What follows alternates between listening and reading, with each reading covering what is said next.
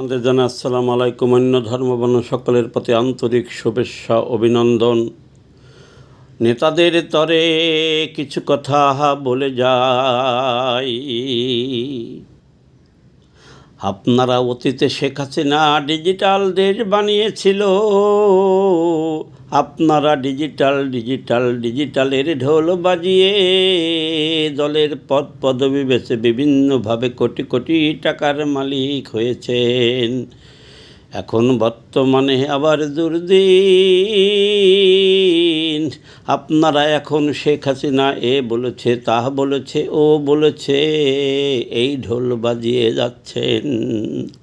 আমি জনতার নাম দেওয়া নৌকা কবির 90 সালে আন্দোলনে ছিলাম। 2001 সালের পর থেকে 21শে আগস্ট গ্রেনেড হামলার আহত হওয়া পর্যন্ত ছিলাম। 18 সাল থেকে 21 সাল থেকে নৌকা মাথায় সাথীদের নিয়ে চলেছি। সারা বাংলাদেশে বিভিন্ন এলাকায় গিয়েছি, দেখতেছি অনেক নেতা আপনি ডিজিটাল বাংলাদেশে ফেসবুকে আপনার ছবি দিয়ে, পোস্ট মারা ছবি দিয়ে শেখ হাসিনা এ বলেছে, তা বলেছে, বঙ্গবন্ধু বলে গেছে যুদ্ধ করে বাঁচতে হবে। আপনারা আমাদের অতীতের আন্দোলনের ফসল অন্যদের নিয়ে খেয়েছেন। কোটি কোটি হাজার কোটি টাকার কেহ মালিক হয়েছেন। আর আমার মতো অনেক কর্মী মধ্যবিত্ত থেকে গরিব বর্তমানে মিসকিন মানবতার জীবন যাপন করিতেছে। কিন্তু শেখ হাসিনা বলেছে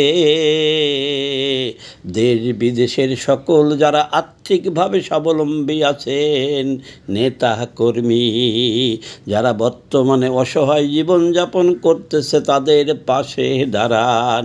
অনেক এলাকার কর্মী এক কর্মী আর এক কর্মীকে সহযোগিতা করিতেছে। কিন্তু যেসব নেতারা ওই ডিজিটাল ঢোল বাজানোর মতো এখনও শেখ হাসিনা এ বলেছে, তা বলেছে ঢোল বাজিয়ে যাচ্ছেন, কোনো কর্মীদের খবর নিচ্ছেন না। মনে রাখবেন, এই দিন নয়, আরও দিন আছে। জুলাই চক্রান্ত করে 24-এর 5ই আগস্ট যে পতন হয়েছে, আমি বারবার বলি আওয়ামী লীগের বেশিরভাগ নেতার হিংসা, অহংকার, লোভ বেড়ে যাওয়ার কারণে আজ লক্ষ লক্ষ কর্মী 12 সাল থেকে দল থেকে আউট হয়ে চলে যাওয়ার কারণে তাদের চোখের পানি দোয়া সৃষ্টিকর্তা কবুল করেছিল, তাই পতন হয়েছে।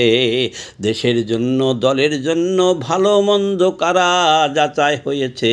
তাই বলি ওই শেখ হাসিনা এ বলেছে, তা বলেছে, ওই ঢোল বাজানোর দায়িত্ব আপনার না।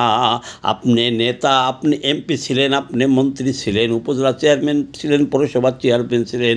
আপনার উচিত সামর্থ্য অনুযায়ী যারা 5ই আগস্টের পর থেকে অনলাইন কর্মী এবং আপনার এলাকার কর্মীর খবর নেওয়া।